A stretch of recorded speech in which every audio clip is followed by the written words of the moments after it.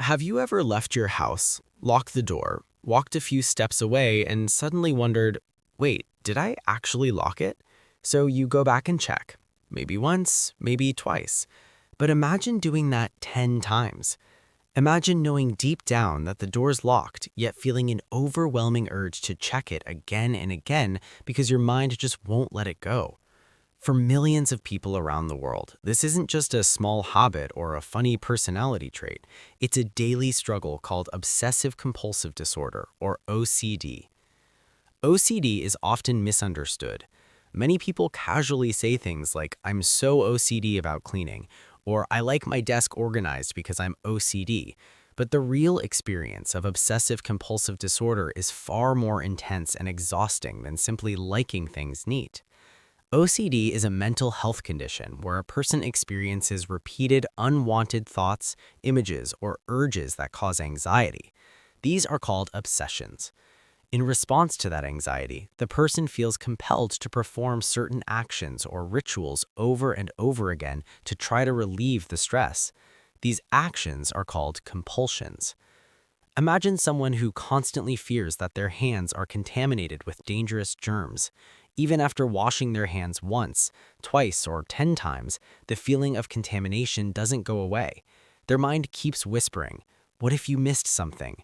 So they wash again, and again, sometimes until their skin becomes dry or painful. The person may even realize that the fear is exaggerated, but the anxiety feels so real and overwhelming that ignoring it seems impossible. OCD can show up in many different ways. Some people experience constant worries about contamination and cleaning. Others fear that something terrible will happen if things aren't arranged in a certain way. Some people have intrusive thoughts that are disturbing or completely opposite to their values, such as thoughts about harming someone they love, even though they would never actually want to do that.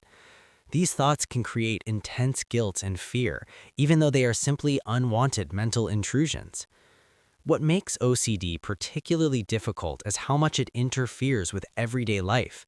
Something that might take a few seconds for most people can take minutes or even hours for someone with OCD. Leaving the house, completing work tasks, studying, or going to bed can become long and stressful routines filled with repeated checking, counting, or mental rituals. Over time, this can create exhaustion, frustration, and even shame. Many people with OCD suffer silently because they worry that others will think they are strange, dramatic, or crazy. But the truth is that OCD is a recognized mental health condition that affects millions of people. Understanding it is the first step towards reducing stigma and helping people feel less alone. So, why does OCD happen? Like many mental health conditions, there isn't just one single cause.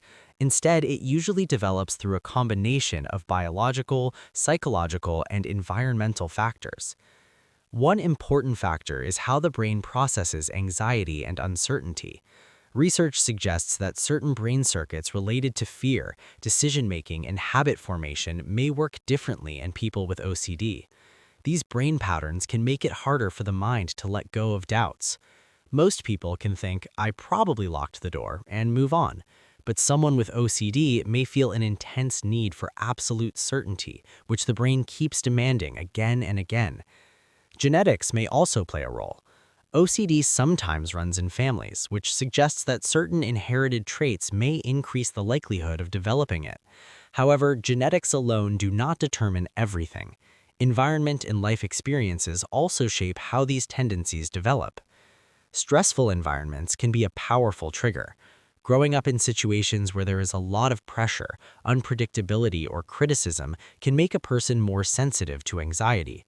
For example, someone who grows up constantly being told that mistakes are unacceptable may develop a deep fear of doing something wrong. That fear can eventually turn into obsessive thoughts and repetitive checking behaviors. Trauma or major life events can also contribute. Experiences such as bullying, illness, loss, or sudden changes can create feelings of vulnerability and lack of control. Sometimes the brain responds by trying to create control through rituals or repetitive behaviors. Even though these rituals don't actually solve the problem, they temporarily reduce anxiety, which reinforces the habit. Lifestyle factors can make symptoms stronger as well. Lack of sleep, poor diet, and constant stress can increase overall anxiety levels. When the mind is already overwhelmed, obsessive thoughts may become louder and harder to ignore. People who spend long hours in high-pressure work environments or competitive academic settings may notice their anxiety and compulsive behaviors becoming more intense. Social and cultural influences can also shape how OCD appears. In some cultures, there is a strong emphasis on perfection, cleanliness, or moral responsibility. While these values can be positive in moderation, they can sometimes fuel obsessive thinking in vulnerable individuals.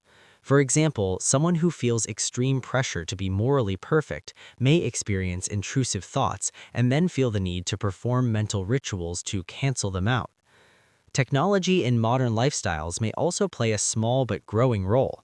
Constant notifications, information overload, and social comparison can make the mind more restless and anxious. When the mind rarely gets a break, it becomes easier for repetitive thoughts to take hold. Another factor that often strengthens OCD is the way the brain learns from habits.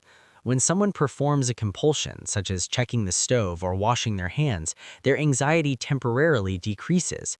This relief teaches the brain that the ritual worked, even though the fear itself may not be realistic.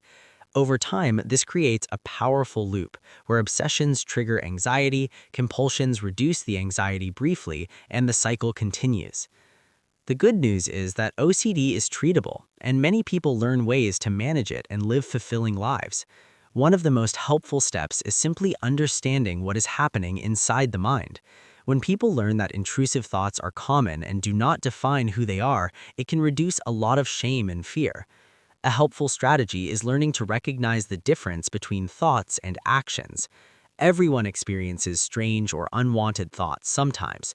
The difference with OCD is that the brain treats those thoughts as urgent threats. Reminding yourself that a thought is just a thought, not a command or prediction, can slowly weaken its power. Another useful approach is gradually resisting compulsions. This can feel uncomfortable at first because anxiety may rise temporarily, but when someone allows the anxiety to exist without performing the ritual, the brain eventually learns that the fear fades on its own. Over time, this can reduce the intensity of the obsessive-compulsive cycle. Mindfulness can be surprisingly powerful. Practices like slow breathing, meditation, or simply observing thoughts without reacting to them can train the brain to step back from intrusive thinking. Instead of fighting the thought or trying to push it away, mindfulness encourages noticing it and letting it pass like a cloud moving across the sky. Healthy daily habits can make a big difference as well. Regular sleep, balanced nutrition, and physical activity help regulate the nervous system and reduce overall stress. Something as simple as going for a daily walk, limiting late-night screen time, or maintaining a consistent sleep schedule can make the mind more resilient. Talking to someone you trust can also be incredibly relieving. Many people with OCD feel isolated because they hide their thoughts and rituals. Sharing experiences with a friend, family member, or support group can remind you that you're not alone and that others understand what you're going through. Professional help can also be very effective. Therapies such as cognitive behavioral therapy, especially a method called exposure and response prevention, are widely used to treat OCD. In some cases, mental health professionals may also recommend medication to help regulate brain chemistry and reduce obsessive symptoms. Perhaps one of the most important messages for anyone struggling with OCD is this: having intrusive thoughts does not make you a bad person. It does not define your character or your intentions.